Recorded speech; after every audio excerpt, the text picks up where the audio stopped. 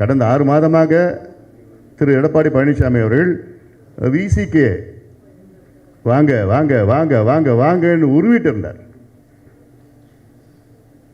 ஒரு முறை 2 முறை 4 முறை 5 முறை எத்தனை முறை கேட்டுட்டு இருக்கார் திரு திருமாவளவன் அவர்கள், எங்க கூட்டணிக்கு வாங்க, எங்க கூட்டணிக்கு வாங்க, எங்க கூட்டணிக்கு வாங்க. சீமான் அவர்களை கேட்டுட்டு இருக்கிறார். கடைசியில் யாரும் வரல.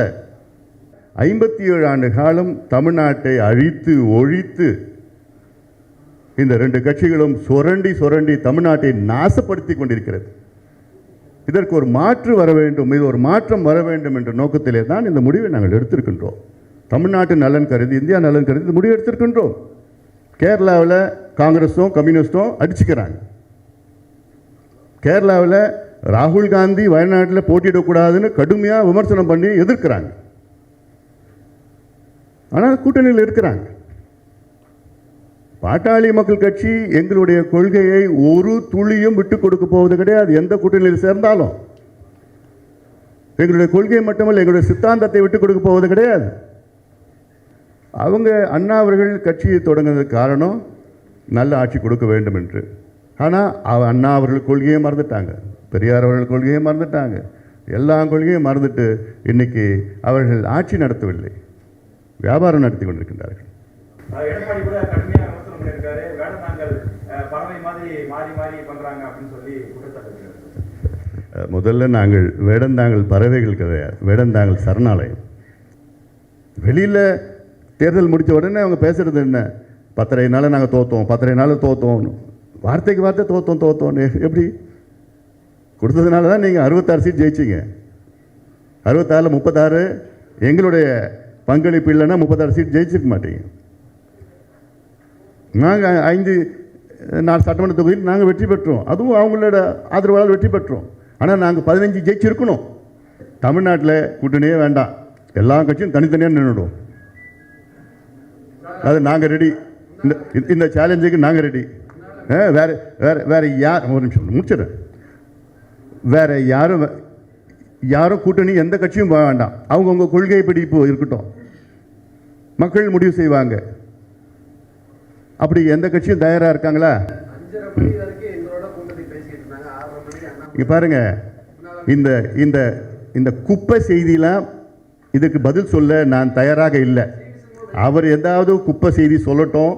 இது இந்த தரம் தாழ்ந்த குப்பை செய்திகளுக்கெல்லாம் நாங்கள்லாம் பதில் சொல்ல தேவை கிடையாது. 2019 தேசிய ஜனநாயக கூட்டணியில் இணையும் போது ஒரு 10 அம்ச கோரிக்கையை முன்வச்சு நம்ம கூட்டணியில் இணைஞ்சோம். அதே கோரிக்கை, அதாவது நீட் விலக்கு, மது விலக்கு, ஜாதிவாரி கணக்கெடுப்பு, அது மாதிரி 10 அம்ச கோரிக்கையை வச்சு தான் அந்த கூட்டணியில் இணைஞ்சோம். எந்த கோரிக்கையுமே மத்திய அரசு இந்த 5 வருஷம் நிறைவேற்றல. மீண்டும் அந்த கூட்டணியில் தொடர்வதற்கான காரணம் என்ன? அதே கோரிக்கையை மீண்டும் வலியுறுத்துறோமே தவிர அந்த கோரிக்கை எதுவுமே நீட் விலக்குங்கிறது சாத்தியம் இல்லைன்னு மத்திய அரசு சொல்லிட்டாங்க. அதாவது கோரிக்கை நிறைவேறணும்னா அதோடு விட்டுறக்கூடாது. மறுபடியும் அது நிறைவேறும் வரை குரல் கொடுக்கணும், போராடணும். அந்த வகையில் இப்பொழுது தேசிய ஜனநாயக கூட்டணியில் இணைந்திருக்கிறோம். இதற்காக குரல் கொடுப்பது மட்டுமல்ல, இதை வலியுறுத்தி இதை செயல்படும் அளவிற்கு நாங்கள் கொண்டு செல்வோம், விடமாட்டோம். ஒரே நிமிஷம், இப்போ நீங்கள் கேட்ட கேள்வி வந்து 10 கோரிக்கை வச்சிருக்கிறோம். இந்த 10 கோரிக்கைகளில் கிட்டத்தட்ட 5 கோரிக்கைகள் நிறைவேற்றப்பட்டிருக்கிறது. பாதுகாக்கப்பட்ட வேளாண் மண்டலம், மணல் கொள்ளையை தடுக்க சட்டங்கள், 7 தமிழர் விடுதலை, இது போன்ற மதுவிலக்கு கொள்கை, இது போன்ற கோரிக்கைகள்லாம் கொள்கைனா படிப்படியாக வந்துட்டு இருக்குது. அது மாநில அரசு செய்யணும். அதில் இது எல்லாமே மத்திய அரசு செய்யணும்னு நாங்கள் 10 கோரிக்கையை நான் வச்சுருக்கிறோம். அதிமுக அப்போது தலைமை கூட்டணியில் இருந்தது, அவங்க அதை செஞ்சுருக்கணும்னு அவங்க செஞ்சுருக்கிறாங்க, ஒரு சிலர் செஞ்சுருக்கிறாங்க. அதனால் நிறைவேற்றலை அப்படிலாம் தவறாக சொல்லக்கூடாது. நிறைவேற்றிருக்கிறது சிலது, இன்னும் நிறைவேற்றாத நிச்சயமாக நாங்கள் கோரிக்கை வைப்போம். சில கோரிக்கைகள் 50 ஆண்டு காலம் நிறைவேற்றலைன்னு சொல்லிட்டு இருக்காங்க. ஆனாலும் அவங்க திருப்பி கூட்டணி போயிட்டு தான் இருக்கிறாங்க. அதனால் அதை நிறைவேற்றலைன்னு சொல்லாத அது ஒரு காரணம் இல்லைன்னு சொல்ல வரேன். அடுத்து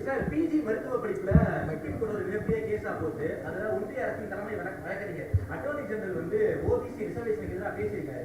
ஸோ அது வந்து ஒன்றிய அரசினுடைய ஸ்டாண்டாக நம்மளால பார்க்க முடியுது. ஓபிசிகளுக்கு மருத்துவ உதவி படிப்பில் நாங்கள் ரிசர்வேஷன் கொடுக்க மாட்டோம் அட்டோனி ஜெனரலே பேசியிருக்காரு. அதுக்கு இங்கே திமுக சட்டமன்றம் நடத்தி ஓபிசி ரிசர்வேஷன் வாங்கியிருக்காங்க. பீகார்ல யார் வாங்கி கொடுத்தா? இங்க கேஸ் வந்து திமுக அரசாங்கம் தான் கேஸ் போட்டு நடத்துறாங்க. ஸோ திமுக அரசாங்கம் தானே அதுக்கு வாழ அந்த கேஸில் நாங்கள் தான் முதல்ல போய் வாதாடணும். எங்களுக்கு அப்புறம் தான் திமுக வந்தாங்க. தெரியாம பேசாதீங்க. அதே போல பீகார் சாதிவாதிகள் கணக்கு மாட்டாங்க. ஸோ இந்த மாதிரி இஷ்யூ தான் இருக்கு. இது வந்து உங்களுடைய அடிப்படை காரணமே சமூக நீதி தான். அதுக்கு எதிராக பிஜேபி செயல்படுறாங்க. இதை பத்தி தண்ணி கொடுப்பா அவருக்கு கொஞ்சம் டென்ஷனாக இருக்கு. இல்லைப்பா, நிச்சயம் நல்ல கேள்வி கேட்டீங்கப்பா, நான் பதில் சொல்கிறேன். டென்ஷன் ஆகாதீங்க, கொஞ்சம் தண்ணி கொஞ்சம் கொடுங்க. கொஞ்சம் அப்படியே ஆவேசமாக நான் சொல்லிட்டேன்ப்பா. ஆமாம், இப்போது மருத்துவ மேற்படிப்பில் ஓபிசி ரிசர்வேஷன் வர வேண்டும் என்று முதல் வழக்கு போட்டது பாட்டாளி மக்கள் கட்சி தான். இங்கே சென்னை உயர்நீதிமன்றத்தில் நாங்கள் போட்டோம். அடுத்தது உச்சநீதிமன்றத்தில் நாங்கள் போட்டோம். நாங்கள் போட்ட வழக்கு நியாயமான கோரிக்கைகள் வைத்து 27 விழுக்காடு இடஒதுக்கீடு வாங்க வேண்டும் என்ற நோக்கத்திலே நாங்கள் போட்ட வழக்கு. ஆனால் திமுக அவர்கள் போட்ட வழக்கு 50 விழுக்காடு இடஒதுக்கீடு வேண்டும் என்று தவறான வழக்கு போட்டார்கள். அந்த தவறான வழக்கினால தான் இங்கே அது ரத்து செய்யப்பட்டு உச்சநீதிமன்றம் சென்றது. அங்கே மீண்டும் அந்த தவறான நடைமுறை திமுக வழக்கறிஞர்கள் செய்தார்கள். அங்கேயும் நாங்கள் தெளிவாக நாங்கள் சொன்னோம், 27 விழுக்காட்டுக்குள் வர வேண்டும் என்று தான். இறுதியாக தீர்ப்பு வந்தது, எங்களுடைய கோரிக்கையை நிறைவேற்றும் முறையில் தான் தீர்ப்பு வந்தது. திமுக மட்டும் அந்த தவறான அணுகுமுறை இல்லை என்றால் எப்போ வந்திருக்கிறோம். அதனால் திமுக கொண்டு வந்தாங்கன்னு அரசாங்கம் இங்கே இருக்குது, ஆனால் இல்லாமல் நாங்கள் கொண்டு வந்திருக்கிறோம். ஒன்று இருங்க, வரப்பா வரம்பா இருப்பா. இல்லை, நான் அவர் முடிச்சிடறேன். சென்ட்ரல் கவர்மெண்ட் அப்போஸ் பண்ணியிருக்கிறாங்கன்னா அது அவங்களுடைய நிலைப்பாடு. எங்களுடைய கொள்கைன்னு ஒன்று இருக்கு. இப்போது நான் ஒன்று கேட்குறேன், திமுக கொள்கையும் காங்கிரஸ் கொள்கையும் ஒன்றா? திமுக கொள்கையும் கம்யூனிஸ்ட் கொள்கையும் ஒன்றா? காங்கிரஸ் கொள்கையும் திரிணாமுல் காங்கிரஸ் கொள்கையும் ஒன்றா? காங்கிரஸ் கொள்கையும் கெஜ்ரிவால் ஆம் ஆத்மி பார்ட்டி கொள்கையும் ஒன்றா? கேரளாவில் காங்கிரஸும் கம்யூனிஸ்டும் அடிச்சுக்கிறாங்க. கேரளாவில் ராகுல் காந்தி வயநாட்டில் போட்டியிடக்கூடாதுன்னு கடுமையாக விமர்சனம் பண்ணி எதிர்க்கிறாங்க. ஆனால் கூட்டணியில் இருக்கிறாங்க. பாட்டாளி மக்கள் கட்சி எங்களுடைய கொள்கையை ஒரு துளியும் விட்டு கொடுக்க போவது கிடையாது. எந்த கூட்டணியில் சேர்ந்தாலும் எங்களுடைய கொள்கை மட்டுமல்ல, எங்களுடைய சித்தாந்தத்தை விட்டு கொடுக்க போவது கிடையாது. இன்னைக்கு தமிழ்நாட்டில் ஒரே கட்சி எங்களுடைய சித்தாந்தத்தை டைல்யூட் பண்ணாத இருக்கிற ஒரே கட்சி நாங்கள் தான். யார் வந்தாலும் சரி, தேர்தலுக்கோ எங்களுடைய அரசியலுக்கோ நான் விட்டு கொடுக்க போவது கிடையாது. அது நீங்களும் பார்த்துருக்கீங்க, மேபி உங்களுக்கு தெரியல, நீங்கள் அப்போ பிறந்திருக்க மாட்டீங்கன்னு நினைக்கிறேன். எல்லாம் பார்த்து தான் வராங்க. 44 வருஷமாக எங்கள் மருத்துவ ஐயா அவர்கள் ஒரு கொள்கை பிடிப்பில் இருக்கிறார். எவ்வளோ எதிர்ப்புகள் வந்தோம், எங்கள் கொள்கையை நான் விட்டுக் கொடுக்க போதில்லை, எங்கள் சித்தாந்தத்தை விட்டுக் கொடுப்போம். ஐடியாலஜி எங்களுடைய ஐடியாலஜி என்ன? சமூக நீதி. சண்டை போட்டு தானே பண்ணணும், கிடைச்சிடுமா சமூக நீதி? அப்படி ஒரு சூழல் தானே இருக்குது, இந்தியாவில் இருக்குது. இது திடீர்னு வரல, இது காங்கிரஸ்லேருந்து தான் இப்படி தானே இருக்குது. ஒரு உதாரணம் நான் சொல்லட்டுமா? 2004 ஐக்கிய முற்போக்கு கூட்டணியில் அங்கமாக இருந்தோம், UPA 1. அப்போது திமுக வெற்றி பெற்றோம் தமிழ்நாட்டில். திமுக அவர்கள் கோரிக்கை வைத்தது என்னென்னா, எங்களுக்கு 8 அமைச்சர்கள் வேணும், 10 அமைச்சர்கள் வேணும், ஷிப்பிங் இலாக்கா வேணும், ரயில்வே இலாக்கா வேணும். அந்த இலாக்கா இந்த இலாக்கா தான் சண்டை போட்டாங்க. ஆனால் எங்களுடைய ஐயா ஒன்று தான் கேட்டார். காமன் மினிமம் ப்ரோக்ராமில் இந்தியாவில் கல்வியில் 27 விழுக்காடு இடஒதுக்கீடு ஓபிசிக்கு மண்டல் கமிஷன் பரிந்துரைப்படி கல்வியில் 27 விழுக்காடு இடஒதுக்கீடு ஓபிசிக்கு வேண்டும் என்று ஒரே ஒரு ரிக்வெஸ்ட் வச்சார் காமன் மினிமம் ப்ரோக்ராமில். அந்த காமன் மினிமம் ப்ரோக்ராமில் சேர்த்துட்டாங்க. சேர்த்து 2 ஆண்டுகளில் கொண்டு வரல. அப்படிப்பட்ட யூபிஏ மீட்டிங்கில் நடக்குதுங்க. யூபிஏ மீட்டிங்கில் ஐயா போகிறாரு, அங்கே எழுந்து நின்று அந்த யூபிஏ மீட்டிங்கில் சொல்கிறார், எங்களுடைய கோரிக்கை 2 ஆண்டு காலத்தில் நிறைவேற்றல, நாங்கள் இந்த கூட்டணியை விட்டு வெளியேறுகிறோம் என்று சோனியா காந்தி அம்மையார் உள்ளிட்டு அத்தனை தலைவர்கள் முன்னிட்டு எழுந்து நின்று நாங்கள் we are walking out of the alliance தைரியமாக சொல்கிறார். உடனே சோனியா காந்தி அம்மையார் சொல்கிறாங்க, டாக்டர் அப்பொழுது அங்கிருந்த திமுகவை சேர்ந்த பிரதிநிதிகள் வாயை மூடிக்கொண்டிருந்தார்கள். எதுவுமே அவர்கிட்ட பேசலை. நான் ஒரே ஒரு ஆள் தான் உரக்க சத்தம் போட்டு பேசி அதை சாதித்தேன். அப்படி சோனியா காந்தி அம்மையார் அன்னைக்கு என்ன சொன்னாங்க, doctor Ramadoss please please sit down doctor Ramadoss, we need your support, we will discuss, we will meet up இந்த ஈவினிங் சொல்கிறாங்க. ஒரே ஒரு முறை தான் யூபிஏ மீட்டிங் 2 மீட்டிங் ஒரே நாள் நடந்தது. அன்னைக்கு மாலையில் அதுக்கு முன்பு பேசி மறுபடியும் எல்லார்கிட்டையும் பேசுகிறார் ஐயா. பேசி அன்னைக்கு மாலையில் யூபிஏ மீட்டிங் 2வது மீட்டிங் நடக்குது. அந்த 2வது மீட்டிங்கில் சோனியா காந்தி அம்மையார் அறிவிக்கிறாங்க என்னென்னு, அடுத்த ஆண்டிலிருந்து இந்தியாவில் கல்வி நிலையங்களில், மத்திய அரசு கல்வி நிலையங்கள் 27 விழுக்காடு ஓபிசி ரிசர்வேஷன் கொண்டு வரப்படும் என்று அறிவிக்கிறாங்க. இதுக்கு யாராவது நீங்கள் அங்கீகாரம் கொடுத்துருக்கீங்களா? ஒரே ஒரு தனி மனிதன், ஒரே ஒரு கட்சி 27 விழுக்காடு உயர்கல்வியில் வர வேண்டும் என்று போராடியதனுடைய பலன். அங்கே இருந்த மற்றவர்களெல்லாம் வேடிக்கையாக எனக்கு ரொம்ப கோபம் வந்துட்டு அன்றைக்கி லாலு இருந்தார். என்ன ஒய்டி யூ கீப் மம், ஏன் வாய மூடிட்டு இருக்கேன்னு ஒரே கத்து அவரை பார்த்து. இப்படி இந்த என்னுடைய கோபத்தை பார்த்த அம்மையார் தான் மாலையில் ஒரு கூட்டம் வைத்து அதை நிறைவேற்றினார். பிரணாப் முகர்ஜியும் ப சிதம்பரமும் அந்த கொண்டு வந்தாங்க. அதை ரொம்ப கோபம் வந்துட்டு அதை படித்ததும். எல்லாம் எவ்வளோ சாதனை செய்திருக்கோம். அதனால் இது நாங்கள் எங்கே கூட்டணியில் இருந்தாலும் நிச்சயமாக நாங்கள் சமூக நீதிக்கு எங்களை தவிர வேறு யாரும் போராட மாட்டாங்க. இன்னொன்று சொல்லியிருந்தீங்கப்பா, நீங்கள் சொன்னது வந்து அட்டர்னி ஜெனரல் எதிர்த்தாருன்னு. அட்டர்னி ஜெனரல் எதிர்த்தது வந்து 27% எதிர்க்கல, 50% எதிர்த்தார். திமுக முன் வச்சாங்கல்ல அந்த வாதம், 50% தவறான வச்சாங்க பாரு, அதைத்தான் அட்டர்னி ஜெனரல் எதிர்த்தார். 27% எதிர்க்கல அட்டர்னி ஜெனரல். அதனால் கொஞ்சம் தெரிஞ்சுட்டு நீங்கள் சொல்லுங்கள். பீகார் இடஒதுக்கீடு வந்து அவங்க கூட்டணியில் இருந்தாங்க. அப்போது பிஜேபியும் சரி, நான் யாருக்கும் பிஜேபிக்கு நான் வந்து அப்படியே ஆதரவாக நான் பேசணுன்னுலாம் பேசலை. நான் நடந்தது நான் சொல்லிகிட்டு இருக்கிறேன். பீகாரில் சொன்னீங்க, கேள்வி கேட்டீங்க. பீகாரில் பிஜேபியும் சரி, நிதிஷ்குமார் அவர்கள் எல்லாம் சேர்ந்து, எல்லா கட்சியும் சேர்ந்து தான் அங்கே வந்து இடஒதுக்கீடை உயர்த்தினாங்க. அங்கே ஜாதிவாரி கணக்கு கொண்டு வந்தாங்க, இடஒதுக்கீடு உயர்த்தினாங்க. அதனால் இது இன்னொன்று மீண்டும் சொல்வது, எங்களுடைய கொள்கைகள் வேறு, பிஜேபி கொள்கைகள் வேறு, காங்கிரஸ் கொள்கைகள் வேறு, கம்யூனிஸ்ட் கொள்கைகள் வேறு, ஆம் ஆத்மி வேறு, எந்தெந்த கட்சிக்கு மதிமுக எல்லாம் ஒவ்வொரு கொள்கைகள் வச்சுருக்கிறாங்க.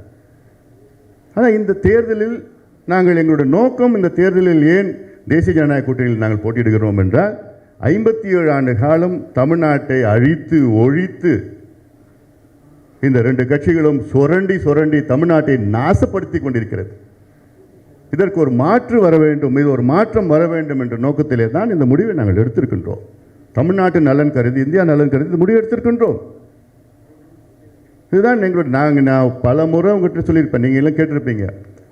ஓராண்டு காலமாக என்கிட்ட நீங்கள் கேட்ட கேள்வி என்ன, பாட்டாளி மக்கள் கட்சி 24 நாடாளுமன்ற தேர்தல் நிலைப்பாடு என்ன உதவ்,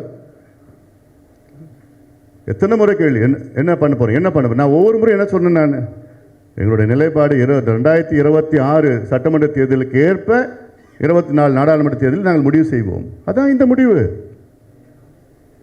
அதனால் இதெல்லாம் நலன் கருதி தான், மக்கள் நலன் கருதி தான் நாங்கள் இந்த முடிவு எடுத்திருக்கின்றோம். நாங்கள் இன்னொன்று, நாங்கள் 10 ஆண்டு காலம் டெல்லியிலே நாங்கள் தேசிய ஜனநாயக கூட்டணியில் டெல்லியிலே அவங்களுக்கு ஆதரவு கொடுத்தோம்.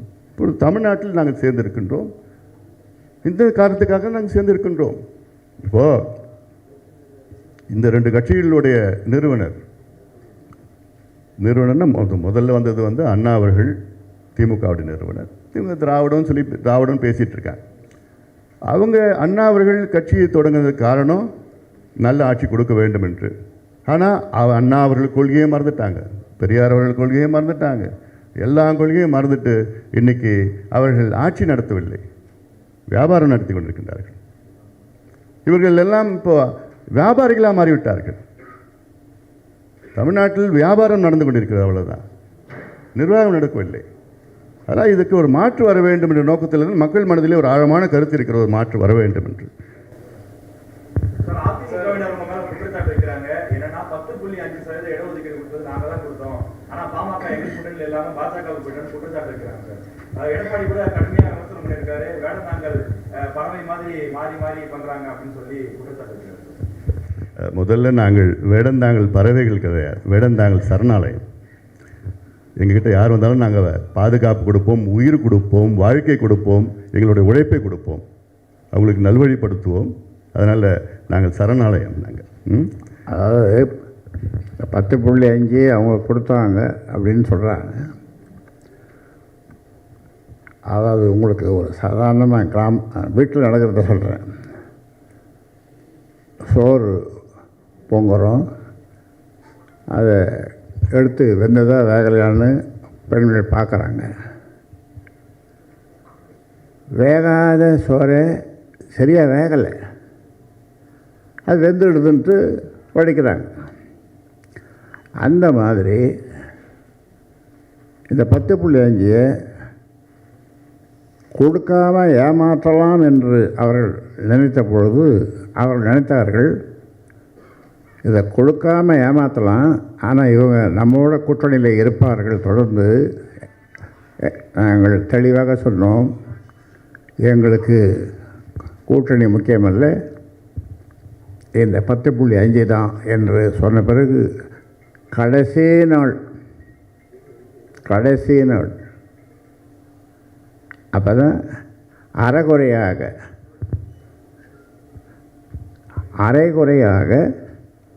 அதை நிறைவேற்றினார்கள்.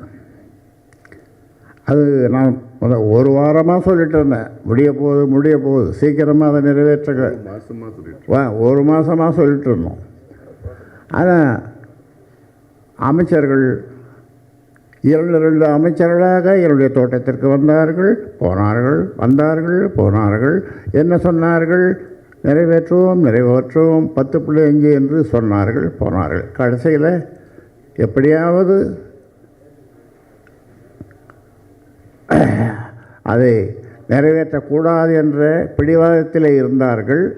ஆனால் என்னுடைய பிடிவாதத்தினாலே அதை எங்களுக்கு கூட்டணி தேவையில்லை, 10.5 தான் தேவை, நிறைவேற்ற இல்லையா, எங்களுக்கு சீட்டு முக்கியம் கிடையாது,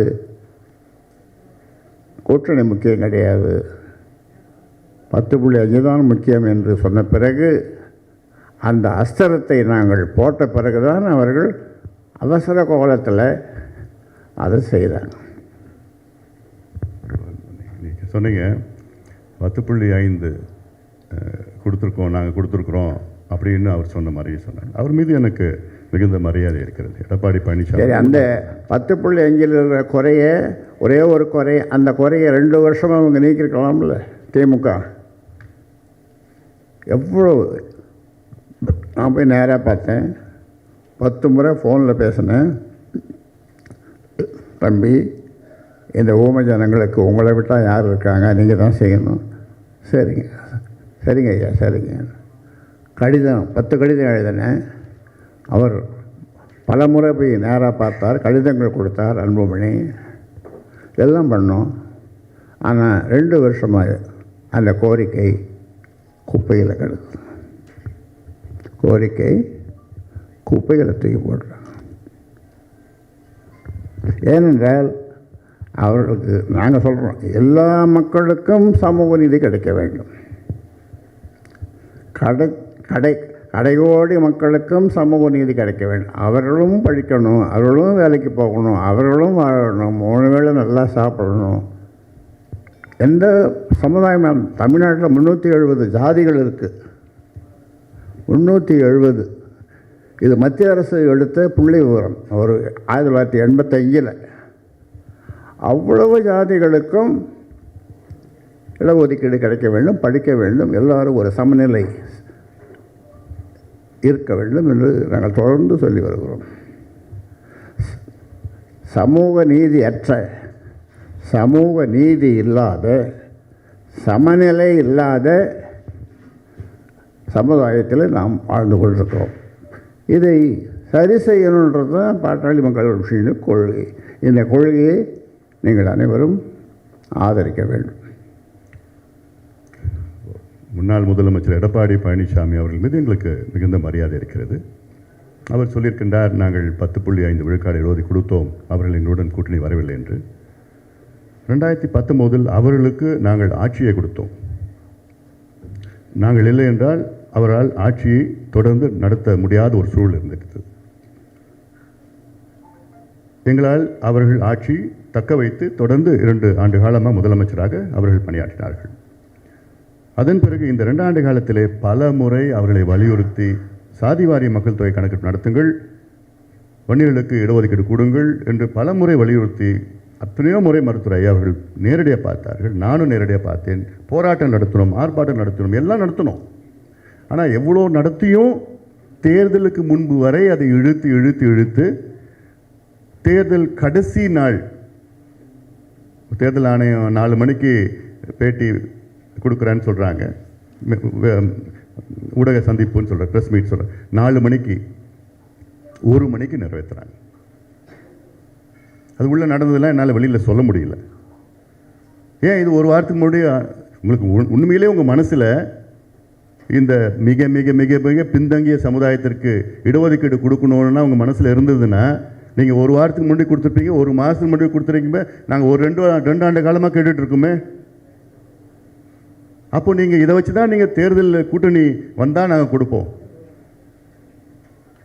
இவ்வளோதான் கொடுப்போம், இப்படியெல்லாம் சொல்லி சீட்டுக்கு இவ்வளோ தான் நான் இது பண்ணுவோம், இப்படிலாம் சொல்லி இதை வச்சுக்கிட்டு நீங்கள் பேசுகிறது இது சமூக நீதிக்கு அழகு கிடையாது. 1. 2வது, அந்த அவசர அவசரமாக கொடுத்து அதில் ஆணையம், தணிக்காச்சலம் ஆணையத்தில் ஒரு ரிப்போர்ட் போயிருக்கணும். ஆனால் தணிக்காச்சலம் ரெக்கமெண்டேஷன் வந்திருக்கு. அவர் தனிப்பட்ட முறை ரெக்கமெண்டேஷன் வந்தது. அந்த ஆணையம் ரெக்கமெண்டேஷன் வந்ததுன்னா சட்டமன்றத்தில் நின்று இருக்கும். அது பேக்வர்ட் கிளாஸ் ரெக்கமெண்டேஷன் வந்திருக்கும். பேக்வர்ட் கிளாஸ் சேர்மன் ரெக்கமெண்டேஷன் வந்திருக்குது. அவ்வளோதான். இதெல்லாம் அவ்வளோ பிழைகள், அவ்வளோ அவங்களுக்கெல்லாம் தெரியும். அதில் நாங்கள் கேட்டது 15-16 விழுக்காடு கேட்டோம், அவங்க கொடுத்தது 10 கொடுத்தாங்க. சரி, பரவாயில்ல, மற்றவங்களை எல்லாருக்கும் கிடைக்கணும், அப்படி அந்த நிலைப்பாடு தான் எடுத்துருக்குறோம் நம்ம.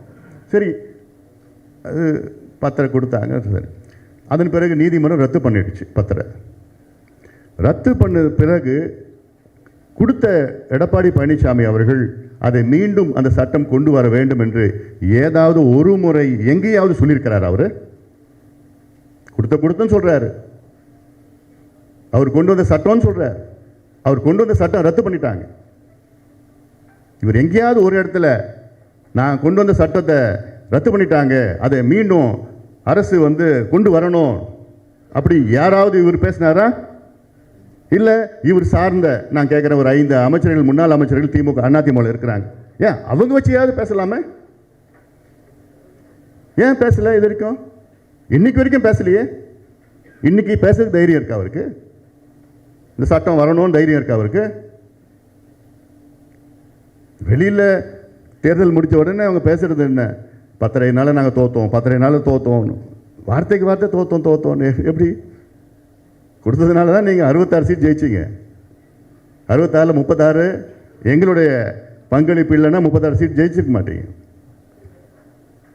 நாங்கள் 5-4 சட்டமன்ற தொகுதியில் நாங்கள் வெற்றி பெற்றோம், அதுவும் அவங்களோட ஆதரவால் வெற்றி பெற்றோம். ஆனால் நாங்கள் 15 ஜெயிச்சிருக்கணும், ஒரு 5 தான் ஜெயிச்சிருக்கிறோம். கன்வெர்ட்டிபிலிட்டி வரல, கன்வெர்ட்டிபிலிட்டி வரல. அதெல்லாம் ஐ don't want to micro analyse this, will discuss later. ஏன்னா இது ப்ரெஸ் மீட், இது மைக்ரோ அனலைஸ்னால் அது நிறையா இருக்குதா? இல்லை, எந்த தொகுதியில் வரலன்னு கன்வெர்ட்டிபிலிட்டி வரல. அதில் அடுத்தது, கடந்த 6 மாதமாக திரு எடப்பாடி பழனிசாமி அவர்கள் விசிகே வாங்க வாங்க வாங்க வாங்க வாங்கன்னு உருவிட்டு இருந்தார்.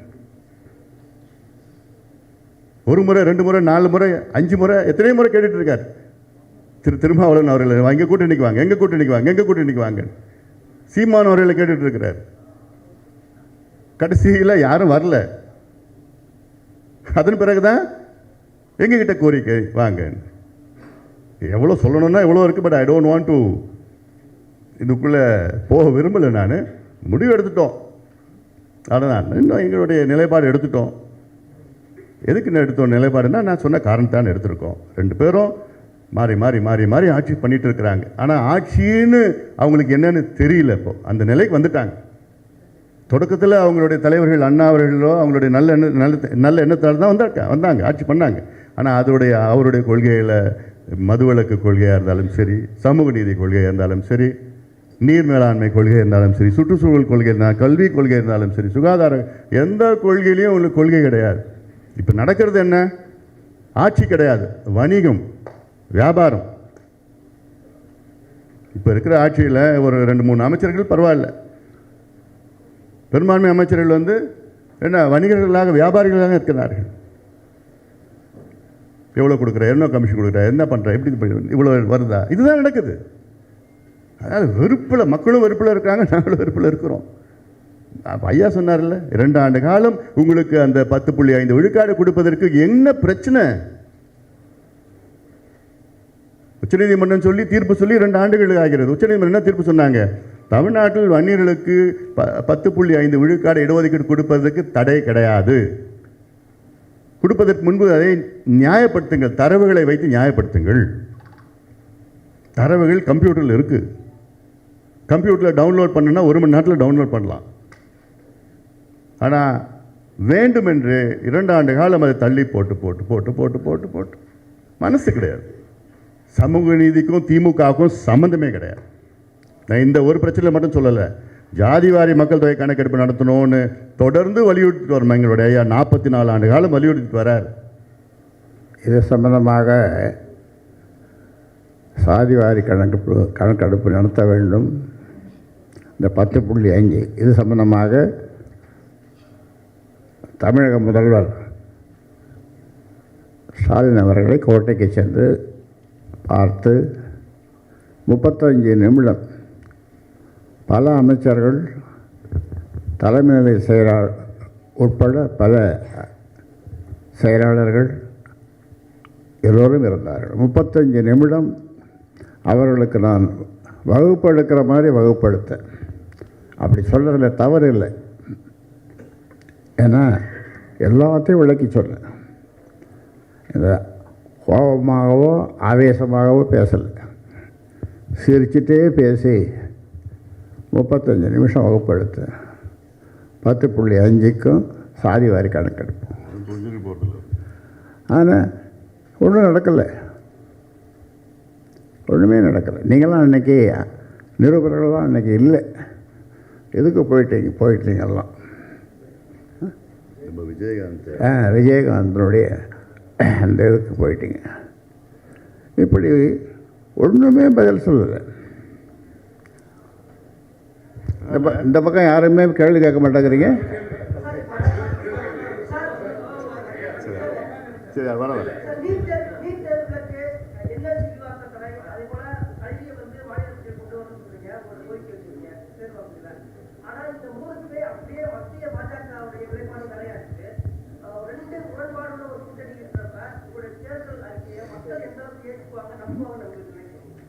அந்த ரிலேட்டடா இன்னொரு கேள்வி, அதேதான் சேம் தான். தேர்தலுக்கு பிஜேபி அலைன்ஸ் வரதுக்கு முன்னாடி பிஜேபி அரசை பிரதமர் மோடியை பாமக கடுமையா விமர்சனம் செஞ்சிருக்கு. ஒரு ஐயா கூட ஒரு இன்டர்வியூல சொல்லியிருக்காரு, 0க்கு கீழே ஏதாவது இருந்தா கொடுக்கலாம், அந்த அளவுக்கு தான் இருக்கு அப்படின்னு சொல்லியிருக்கிறார். அப்படி இருக்கும்போது இப்ப பிஜேபி அலைன்ஸ் சேர்ந்திருக்கும் போது அது முரண்பாடா இருக்கிறதா? மக்கள் என்ன கடுமையாக விமர்சனம் பண்ணோம்? நாங்கள் எதுவும் யாரையும் நாங்கள் விமர்சனம் பண்ணல. அதாவது கடுமையாக விமர்சனம் பண்ணுறதில்லை. ஏன்னா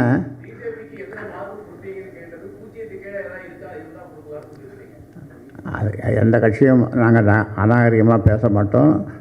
அதாவது நாகரிகமாக இருக்கணும் நாங்கள் பேசுகிறது, அது நளினமாகவும் இருக்கும். அதனால் அநாகரிகமாகவும் யாரையுமே நாங்கள் சொன்னது கிடையாது, பேசுகிறேன். பாட்டாளி மக்கள் கட்சி தமிழகத்தில் மட்டுமல்ல, இந்திய அளவில் பல முறை பல கூட்டணியில் இருந்திருக்கிறது. இங்கே தமிழ்நாட்டில் எங்கள் தயவால் திமுக 5 ஆண்டு காலம் ஆட்சி நடத்தியது. 2006 2011 எங்களுடைய ஆதரவால். மைனாரிட்டி அரசு என்று. ஆனால் எங்களுடைய 18 சட்டமன்ற உறுப்பினர்கள் ஆதரவு கொடுத்தார்கள். அப்படி ஆதரவு கொடுத்தும் தேர்தல் அவரிடம் கூட்டணி சென்றும் திமுகவை கடுமையாக விமர்சனம் அதிகமாக செய்தவர் மருத்துவர் ஐயா அவர்கள். நல்ல விதத்திற்கு, தமிழ்நாடு நலனுக்கு. அதை கலைஞர் அவர்களும் ஏற்றுக்கொண்டு தைலாபுரத்திலிருந்து தைலம், தலைவலிக்கு தைலாபுரத்திலிருந்து தைலம் அவர் எடுத்து வருகிறார்கள், பிரச்சனைக்கு தீர்வு தான் கொண்டு வருகிறார் என்ற நல்ல எண்ணத்தில் எடுத்துக்கொண்டு அவர் கேட்ட கோரிக்கைகள் நிறைவேற்றியிருக்கின்றார்கள். ஏதாவது தமிழ் கொண்டு வர வேண்டும், தமிழ்நாட்டில் மட்டும், இந்தியாவில் தமிழ்நாட்டில் மட்டும் தமிழ் படிக்காமலே பட்டம் வாங்கலாம். ஆனால் இவங்க திமுக எங்கும் தமிழ், எதுலேயும் தமிழ், தமிழ் வச்சு தான் ஆட்சிக்கு வந்தாங்க, இது மறந்துட்டாங்க. அப்படி ஒவ்வொன்றுத்துக்கும் விமர்சனம். நாங்கள் கடந்த காலத்தில் மத்திய அரசை நிச்சயமாக நாங்கள் விமர்சனம் செய்திருக்கின்றோம், செய்யவில்லைன்னு நான் சொல்லலை. தமிழ்நாட்டு நலன் கருதி மீனவர்கள் பிரச்சனை சம்பந்தமா, நீட் பிரச்சனை சம்பந்தமா உள்ள நம்மளுடைய பல பிரச்சனை சம்பந்தம் விமர்சனம் செஞ்சுருக்கிறோம். யார் பார்த்தாலும் நாங்கள் நாகரிகமாக தான் செய்வோம். நீங்கள் சொல்கிற மாதிரி அப்படி செஞ்சாங்க இப்படி செஞ்சாங்கன்னு அது வேறு இருக்குது. இவங்க திமுக அரசை விமர்சனம் செய்வோம், அதிமுக அரசு விமர்சனம் செய்வோம், மத்திய அரசு விமர்சனம் செய்வோம், இனியும் செய்வோம். நாங்கள் கூட்டணி போயிட்டோம், நாங்கள் அப்படியே அமைதியாக இருந்துள்ளோம்லாம் இல்லை. நிச்சயமாக நாங்கள் செய்வோம். எங்களுக்கு எதிர்மறையாக இருந்தாலும் சரி, எங்கள் கொள்கைகளுக்கு எதிர்மறையாக இருந்தாலும் உறுதியாக விமர்சனம் மட்டும் கிடையாது. எங்களுடைய மருத்துவர் ஐயா அவர்கள் மோடி அவர்கள் நேரடியாக சந்தித்து வலியுறுத்தி அவர்கள் நேரடியாக சொல்லுவார். அந்த தகுதியும் அந்த தைரியமும் எங்களுக்கு மட்டும்தான் இருக்கிறது.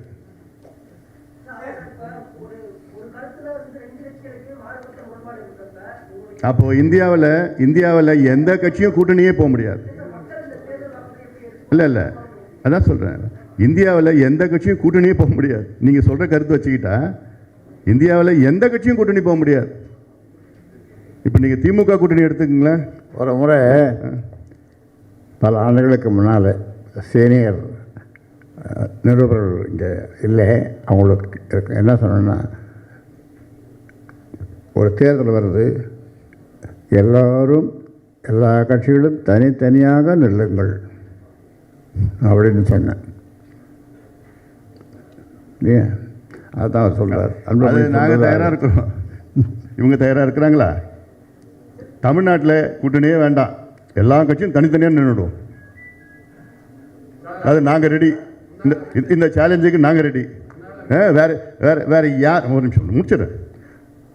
வேறு யாரும் கூட்டணி எந்த கட்சியும் போக வேண்டாம், அவங்கவுங்க கொள்கை பிடிப்பு இருக்கட்டும், மக்கள் முடிவு செய்வாங்க. அப்படி எந்த கட்சியும் தயாராக இருக்காங்களா? இன்னொன்று நான் அந்த நேரத்தில் சொல்லியிருக்கேன். அதாவது ஒரு கூட்டம் போட்டு எல்லா கட்சிகளும் கூட்டம் போட்டு ஒரு கையெழுத்து போடுவோம், தனித்தனியாக நாம் இருப்போம் தேர்தலில் அப்படி நமக்குள்ள ஒரு ஒப்பந்தம், இந்த மாதிரி ஒரு ஒப்பந்தம், ஒரு வித்தியாசமான ஒப்பந்தம் போடலாம் அப்படின்னு சொல்லியிருக்கேன். அது பல வருடங்களுக்கு முன்னால். இப்போ ஏன் இந்த கேள்விகள் எங்ககிட்ட கேட்குறீங்கன்னா, உங்களுடைய ஆதங்கம் பாட்டாளி மக்கள் கட்சி மேலே அதிகமாக இருக்கிறதுக்கு காரணம் என்னென்னா, தமிழ்நாட்டில் பாட்டாளி மக்கள் கட்சி தான் அதிகமாக கொள்கை பிடிப்பு உள்ள கட்சியாக நீங்கள் பார்க்கிறீர்கள். அந்த ஆதங்கத்தினால்தான் இந்த கேள்விகள்லாம் நீங்கள் கேட்குறீங்க. மற்ற கட்சிக்கிட்ட இந்த கேள்வியெலாம் நீங்கள் கேட்க மாட்டீங்க. ஏன்னா அந்த மற்ற கட்சிகள்லாம் கொள்கை பிடிப்பு அதெல்லாம் கிடையாது. இந்த தோளில் ஒரு துண்டு, இந்த தோளில் துண்டு மாற்றி போயிட்டு இருக்க கட்சிகள் எல்லாம்.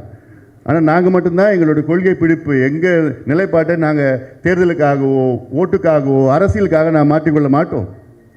அது மது ஒழிப்பு கொள்கையாக இருந்தாலும் சரி, நீர் மேலாண்மை கொள்கையாக இருந்தாலும் சரி, புகையிலை கொள்கையாக இருந்தாலும் சரி, நீட்டு கொள்கையாக இருந்தாலும் சரி, எந்த கொள்கையாக இருந்தாலும்.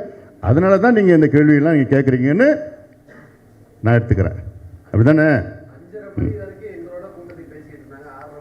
இங்கே பாருங்கள்,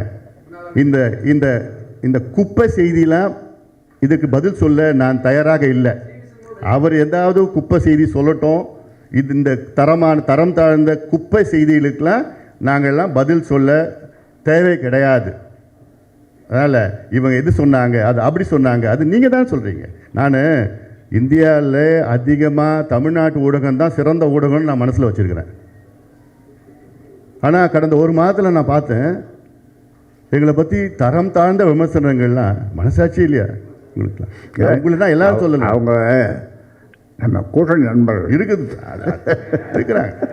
சொல்லட்டும். இப்போ நான் எல்லாம் சொல்ல ஒரு சில நண்பர்கள். அது கலைஞர் என்ன சொல்லுவார் தெரியுமா? நாகரிகமாக இருக்கணும், நளினமாக இருக்கணும் அப்படின்னு சொல்லுவார். எதை சொன்னாலும் நாகரிகமாக சொல்லணும், நளினமாக சொல்லணும் அப்படின்னு சொல்லுவார். நாங்கள் அதுதான் செய்துட்ருக்கோம். நான் ஒரு முறை மறுத்தேன், 2 முறை மறுத்தேன். அப்புறம் ஒவ்வொரு முறையும் நீங்கள் பொய் செய்தி போடுறப்ப என்னால் மறுக்க முடியாது. ஒவ்வொரு முறையும் நீங்கள் ஏதாவது ஒரு செய்தி, எங்கேயாவது ஒரு பொய் செய்தி, அது பார்த்தாங்க, இங்கே பேசுனாங்க, இப்படி பேசுனாங்க, அது பேசுனாங்க, இப்படி டேபிள் கடியில் குடிஞ்சு பேசுனாங்க. ஒரு கூட்டணின்னு சொன்னால், ஒரு தேர்தல்னு சொன்னால் பல பேர் வாங்க எங்கள் கூட சேருங்க அப்படின்னு சொல்கிறாங்கன்னா, பாட்டாளி மக்கள் கட்சி கூப்பிட்றாங்கன்னா, பாட்டாளி மக்கள் கட்சி கொள்கை உள்ள கட்சி, பாட்டாளி மக்கள் கட்சி ஒரு பெரிய கட்சி, பலம் வாய்ந்த கட்சி என்பதனாலே எங்களை அணுகிறார்கள், பேசுகிறார்கள். அதில் என்ன தவறு? தர்மபுரியில உங்களுடைய மனைவி சௌமியா அன்புமணி அவர்களை நிறுத்திருக்கீங்க. அது குடும்ப அரசியல் ஒரு விமர்சனம் வைக்கட்டும். இதெல்லாம் ஒரு கேள்வியா? சொல்லுவோம் தம்பி. தருமபுரியில் எங்களுடைய கட்சி தொண்டர்கள், நிர்வாகிகள் 100 விழுக்காடு ஐயாவை சந்தித்து எங்களுக்கு அவரை போன்ற ஒரு வேட்பாளர் கொடுங்கள், அவரை வேட்பாளராக கொடுங்கள் என்று கோரிக்கை வைத்தார்கள். அங்கே நாங்கள் வெற்றி பெற வேண்டும். அந்த நோக்கத்திலே தான் ஐயா அவர்கள் அவரை நியமனம் செஞ்சிருக்கிறார். அவரை விட ஒரு தகுதியான வேட்பாளர் யாராவது சொல்லுங்களேன், யாராவது ரெக்கமெண்ட் பண்ணுங்களேன். இப்போ சொல்லுங்களேன். நேரு குடும்பம்னு வச்சுங்க, நேரு குடும்பத்தை வரிசை அப்படியே சொல்லுங்க. சொல்ல வேண்டாம், அதெல்லாம் நமக்கு சொல்கிறேன்.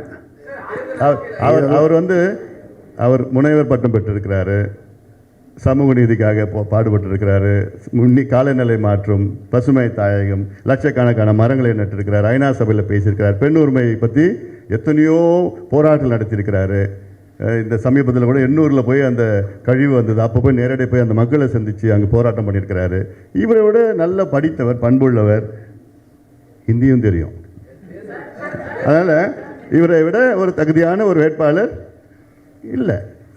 அதனால் அந்த தகுதிக்காக ஐயா அவர்கள் அவங்களுக்கு வாய்ப்பு கொடுத்துருக்கிறார்.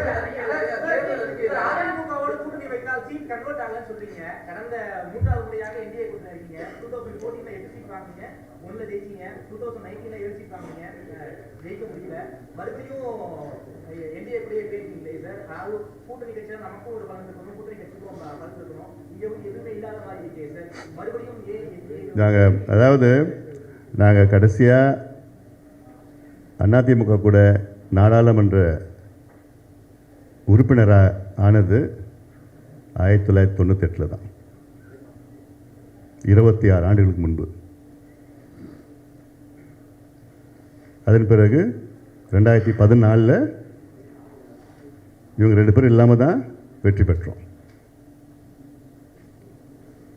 ஸோ இப்போ இருக்கிற கன்வெர்ட்டபிலிட்டி வேறு.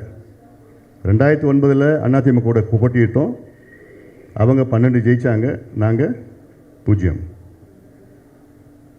2019 போட்டியிட்டோம், 0. 21 எங்களுக்கு இடஒதுக்கீடு வேண்டும். ஐயா சொன்னார்ல, 44 ஆண்டு கால உழைப்பு சாதாரண உழைப்பு கிடையாது. இடஒதுக்கீடு தியாகிகள் 100-200 பேருக்கு மேலே உயிர் நீத்திருக்கிறாங்க, ஜெயிலுக்கு போயிருக்கிறாங்க. அந்த கோரிக்கை நிறைவேற்ற வேண்டுமென்னு எங்களுடைய காம்ப்ரமைஸ் பண்ணோம். எங்களுடைய தேர்தலில் நாங்கள் காம்ப்ரமைஸ் பண்ணோம். ஏன்? இடஒதுக்கீடுக்காக, சமூக நீதிக்காக. இப்போ நான் கேட்குறேன், யாராவது இந்தியாவில் எடப்பாடி பழனிசாமி அவர்களும் சரி, கலைஞர் அவர்களும் சரி, இந்தியாவில் எந்த கட்சியும் சரி, இடஒதுக்கீட்டை தானாக முன் வந்து யாராவது கொடுத்துருக்குறாங்களா? ஐயோ இந்த சமுதாயம் பாவம் பின்தங்கி இருக்குது, கூலி வேலை செய்கிறாங்க, மோசமாக இருக்கிறாங்க, அவங்க முன்னுக்கு வரணும்னு யாராவது தானாக முன் வந்து இடஒதுக்கீடு கொடுத்துருக்காங்களா? இல்லை. போராட்டம் பண்ணி உயிர் இழந்து ஜெயிலுக்கு போய் அடிபட்டு உதப்பட்டு தானே, போராட்டம் பண்ணி தானே வாங்கியிருக்கிறோம். எடப்பாடி பழனிசாமி அவர்களே முன் வந்து நாங்கள் கொடுக்குறோம், 10% அதில் கொடுக்குறோன்னு சொல்லியிருந்தா அவர் கோயில் கட்டி கும்பிடும். இவ்வளோ போராட்டத்துக்கு பிறகு ஆர்ப்பாட்டம் பண்ணதுக்கு போயிட்டு எல்லாமே நீ இவ்வளோ சீட்டு இப்படி வா இங்கே இது என்னமோ சொல்லிட்டு அதன் பிறகு அதனால் இது உள்ள நம்ம போக வேண்டாம். ஆனால் இந்தியாவில் ஒரே ஒரு இடஒதுக்கீடு யாருமே போராடல, யாருமே ஆர்ப்பாட்டம் பண்ணல, யாருமே கோரிக்கை கூட வைக்கல. எந்த இடஒதுக்கீடு தெரியுமா? இடபிள்யூஎஸ் போராட்டம் பண்ணல யாருமே. ஏன்பா எந்த வருஷத்தில் பார்க்குற நீ? யாருமே போராட்டம் பண்ணலையா? நான் மத்திய அமைச்சராக இருந்த நேரத்தில் ஆல் இண்டியா கோட்டாவில் எஸ்சி எஸ்டிக்கு யூஜியும் அடுத்த நாள் பிஜியும் இடஒதுக்கீடு வழங்கியது பாட்டாளி மக்கள் கட்சி. இதுக்கு யாரும் ஒரு நபரோட போராடல, ஒரு நபர் ஆர்ப்பாட்டம் பண்ணல, கோரிக்கை எதுவும் வைக்கல. நாங்கள் தான் கொடுத்தோம். ஏன்னா சமூக நீதி எங்கள் ரத்தத்தில் இருக்குது, எங்கள் உணர்வில் இருக்குது. எங்கள் கொள்கை மட்டும் இல்லை, எங்கள் சித்தாந்தம் மட்டும் இல்லை, எங்களுக்குள்ளே ஊறி இருக்கிறது. அதாவது எங்களோட எந்த சமரசமோ சமூக நீதிக்காக எந்த கூட்டணி சேர்ந்தாலும் நாங்கள் அதை சமரசம் ஆக மாட்டோம்.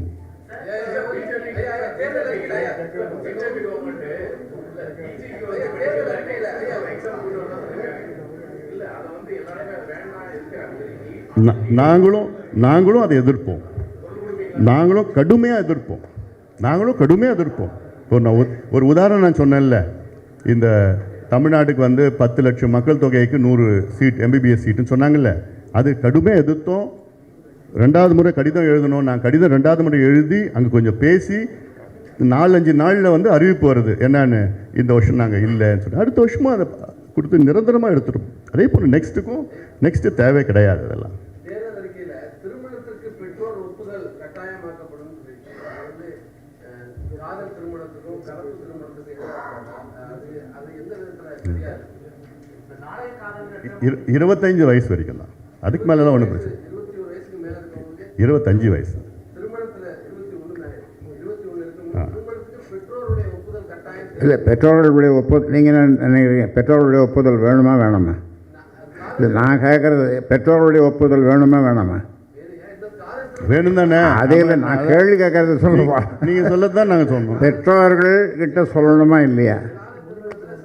இது காதலை ஏதோ ஒன்று, ஆனால் நாங்கள் காதலிக்கிறோம் அப்படின்னு பெற்றோர்கள்ட்ட சொல்லணுமா இல்லையா?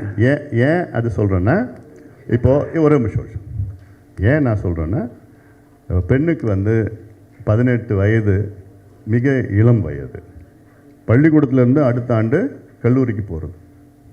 எங்களை பொறுத்த வரைக்கும் 18 வயசும் நான் என்ன பார்வையில் வந்து குழந்தையாக தான் நான் பார்க்குறேன் நான்.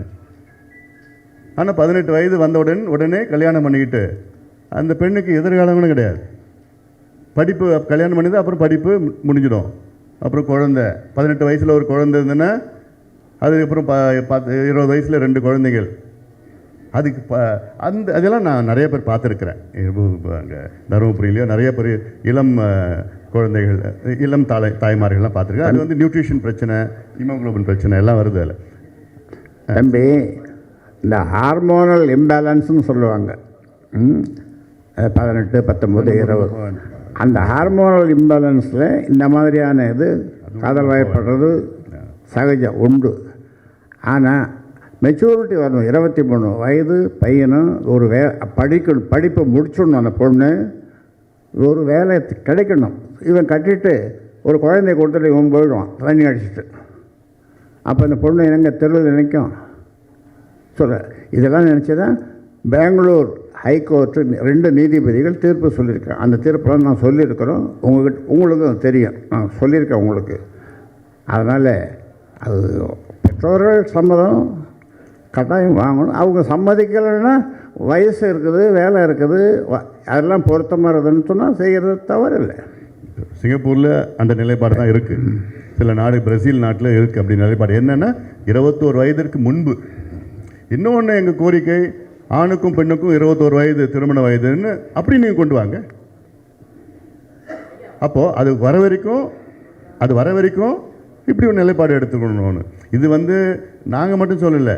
கர்நாடகா உயர்நீதிமன்ற நீதிபதிகள் அவருடைய பரிந்துரையை வைத்து இது சட்டமாக ஆக்க வேண்டும் என்று அவருடைய பரிந்துரை தான் நாங்கள் சொல்லியிருக்கோம். இருக்குப்பா, நம்மாழ்வாருக்கு அப்போ அதில் இருக்குப்பார். இப்போ நல்லா படிங்க. நம்மாழ்வாருக்கே பண்ணணும்னு. ஏன்னா இன்றைக்கி அதிகமாக பேசுகிறது இயற்கை வேளாண் பற்றி பேசுகிறது நாங்கள் தான், பாட்டாளி மனுஷன் தான் பேசிகிட்டு இருக்கோம். இவங்களுக்கு அது எப்படின்னு கூட தெரியாது. இந்தியா அளவில் இயற்கை வேளாண்மை, இப்போ வடகிழக்கு பகுதியை விட்டுடுங்க, அதில் வந்து நேச்சுரலாகவே இருக்குது. அங்கே அதிகமாக செய்யறது மத்திய பிரதேஷ் தான். ஆண்டுக்கு ஆண்டு அதிகமாக வந்துட்டு இருக்குது. அடுத்தது பார்த்திங்கன்னா கர்நாடகாவில் வடபகுதி கர்நாடகாவில் இருக்குது. அதில் அதுக்கப்புறம் மகாராஷ்டிரா கொஞ்சம் பண்ணிகிட்டு இருக்கிறாங்க. சத்தீஸ்கர் அதிகமான இருக்குது. இந்த மாநிலங்கள் தான் இருக்குது. இவங்களுக்கு இன்னும் அந்த கான்செப்டே வரல. பேருக்குன்னு வந்து இப்போ வேளாண் அறிக்கை, வேளாண் நிதிநிலை அறிக்கை பேருக்குன்னு வைக்கிறாங்க. ஆனால் ஒதுக்கீடுன்னு பார்த்தீங்கன்னா 13,000 கோடி கடந்த ஆண்டு, இந்த ஆண்டு ஒரு 2,000 கோடி எக்ஸ்ட்ரா போட்டிருக்காங்க. ஒன்றுமே அதில் ஒன்றும் பண்ண போகிறதில்ல. எவ்வளோ பொட்டென்ஷியல் தமிழ்நாட்டில் இருக்குது. ஒவ்வொரு மாவட்டத்துலேயும் ஒவ்வொரு விளைபொருள் இருக்குது. ஒவ்வொரு மாவட்டத்துலேயும் இருக்குது. ஒரு உதாரணம், திருவள்ளூரில் நெல், கரும்பு இருக்குது. பண்ருட்டியில் வந்து பலா இருக்குது, முந்திரி இருக்குது. அரியலூரில் முந்திரி இருக்குது. புதுக்கோட்டையில் முந்திரி இருக்குது. கரூரில் பார்த்தீங்கன்னா முருங்கை இருக்குது. அப்புறம் வாழை, திருச்சியில் முழுக்க வாழை இருக்குது. காஃபி, அந்த மலையில் காஃபி இருக்குது. மாம்பழம் இருக்குது. தக்காளி இருக்குது. ஒரு மாவட்டத்தில் தருமபுரியில் தக்காளி, மாம்பழம், இது எல்லாமே இருக்குது. இது பதப்படுத்தி, மேம்படுத்தி, மதிப்பு கூட்டி இதெல்லாம் செய்யலாம். இது எவ்வளோ லட்சக்கணக்கான வேலை உருவாக்கலாம்.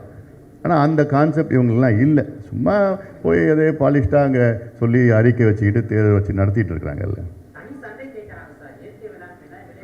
நியாயமான கோரிக்கை, உறுதியாக நாங்கள் நியாயமான கோரிக்கை இது. ஏன்னா இப்போ இயற்கை வேளான்னு சொல்லிட்டு இப்போ அதில் ஆர்கானிக், இயற்கை வேலைன்னா நேச்சுரல் ஃபார்மிங், அந்த கான்செப்ட் நேச்சுரல் ஃபார்மிங்னு வருது. இல்லை, இதுக்கு முன்பு ஆர்கானிக்னு வந்து அந்த ஆர்கானிக் வார்த்தையே ஒரு மாதிரியானது. ஏன்னா நம்ம ஊரில் ஆர்கானிக் பண்ண முடியாதுன்னா என்ன, ஏன் பண்ண முடியாதுன்னா பக்கத்து நிலத்துக்காரங்க வந்து அவன் வந்து பூச்சிக்கொல்லி போடுவான், அவன் ரசாயன உரம் போடுவான் பக்கத்தில். அதில் தண்ணி கீழே போச்சுன்னா அங்கே தண்ணி இந்த கலக்கும். இந்த தண்ணி ஏற்றி அதில் விவசாயம் பண்ணால் அப்போ பண்ண முடியாது. அது அதனால் இதெல்லாம் நிறையா இஷ்யூஸ் இருக்குது அதில். பட்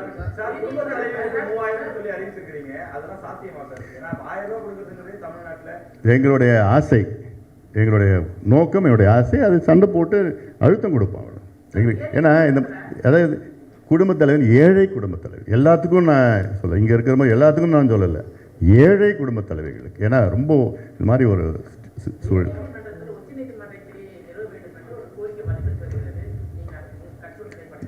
அதான் மென்ஷன் பண்ணியிருக்கேன். இல்லைப்பா, அதில் உச்சநீதிமன்ற கிளை தமிழ்நாட்டில் அமைக்க வேண்டும் என்று நாங்கள் சொல்லியிருக்கிறோம், வலியுறுத்தி இருக்கிறோம். வழக்காடு உயர்நீதிமன்றத்தில் வழக்காடு மொழி தமிழாக ஆக்க வேண்டுமோ சொல்லியிருக்கிறோம் நாங்கள்.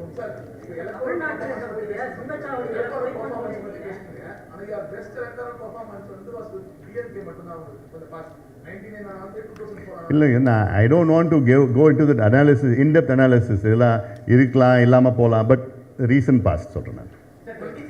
இந்த ரீசன்ட் பாஸ்ட் லாஸ்ட் ஒரு 10-15 இயர்ஸ் சொல்லிட்டு இருக்கேன் நான். ஆனால் அதுக்கு முன்னாடி வேறு விதமான இருக்கும் நிலைப்பாடு இருந்திருக்கணும். அதில் அதுதான் சொல்கிறது. இப்போ சமீபத்தில் எதுப்பா இல்லை, எங்களுடைய நான் சொல்லியிருக்கேன், எங்களுடைய நோக்கம் இந்த தேர்தல் பொறுத்த வரைக்கும் 57 ஆண்டு காலம் ஆட்சி செய்த இந்த கட்சிகளுக்கு மாற்றாக ஒரு நிலைப்பாடை நாங்கள் எடுத்திருக்கிறோம். நாங்கள் அதனால் எடுத்திருக்கிறோம். நம்ம பார்க்கலாம்.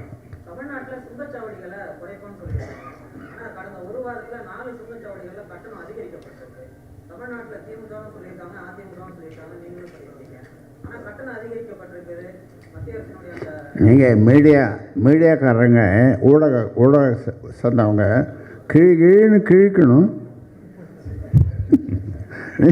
நீங்கள் கிழிச்சிங்கன்னாக்கா அது பரவலாக போகும்.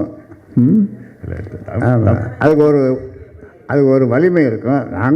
நாங்களும் கிழிப்போம், நீங்களும் சேர்ந்தெல்லாம் கிழிக்கணும். தமிழ்நாட்டில் இப்போது 47 சுங்கச்சாவடிகள் இருக்கிறது. அதில் முறையான கணக்கின்படி, அதாவது 30 கிலோமீட்டருக்கு மேலே, 60 கிலோமீட்டருக்கு மேலே ஒன்று இருக்கணும். அந்த மாதிரி கணக்கின்படி பார்த்தீங்கன்னா 17 தான் இருக்கணும். 47 இருக்குது. அதெல்லாம் நிச்சயமாக நாங்கள் வலியுறுத்தி அழுத்தம் கொடுத்து நீதிமன்றத்துக்கும் தேவைப்பட்டால் செல்வோம். ஏன்னா இது வந்து மிக மக்கள் சிரமத்துக்கு ஆளாகிறார்கள். அது இல்லாமல் சுங்கச்சாவடி கட்டணத்தை ஏற்றிட்டு இருக்கிறாங்க. அதனால் ரொம்ப ஒரு இஷ்யூஸ்லாம் இருக்குது. கடந்த காலத்தில் நாங்கள் பல சுங்கச்சாவடியில் நாங்கள் மூடி இருக்கிறோம், போராட்டம்லாம் பண்ணி மூடி இருக்கிறோம். அது இண்டிவிஜுவல் இது.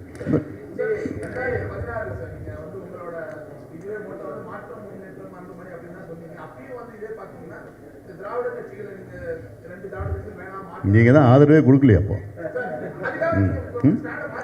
இல்லை, நீங்கள் ஆதரவு கொடுக்கலையா? அதை பற்றி கொடுக்குறீங்களா? ஆதரவு கொடுக்குறீங்களா? இல்லை நான் கேட்குறேன். நீங்கள் ஆதரவு கொடுக்குறீங்களான்னு கேட்குறேன். எங்களுக்கு கொஞ்சம் தைரியம். எவ்வளோ சொல்ல என்ன ஸ்டாண்டு?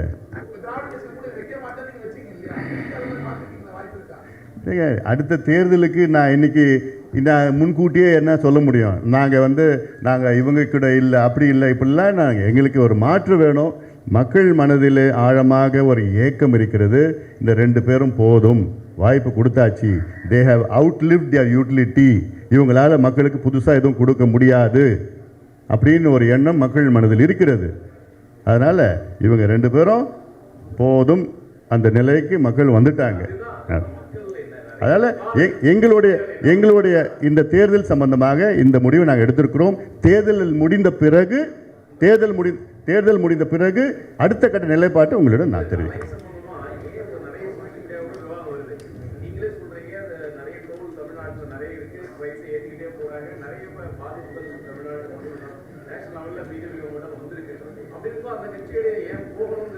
இப்போ ஒரு உதாரணம், காங்கிரஸ் ஆட்சியில் தான் இலங்கை தமிழர்கள் படுகொலை செய்யப்பட்டார்கள்.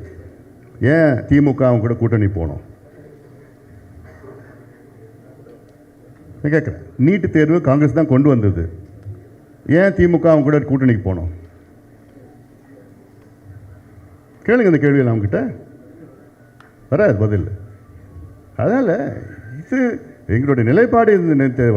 ஏன்னா ஒவ்வொரு கடந்த காலங்கள் எங்களுடைய இஷ்யூஸ் எடுத்துக்கிட்டு தான் நாங்கள் போகிறோம்.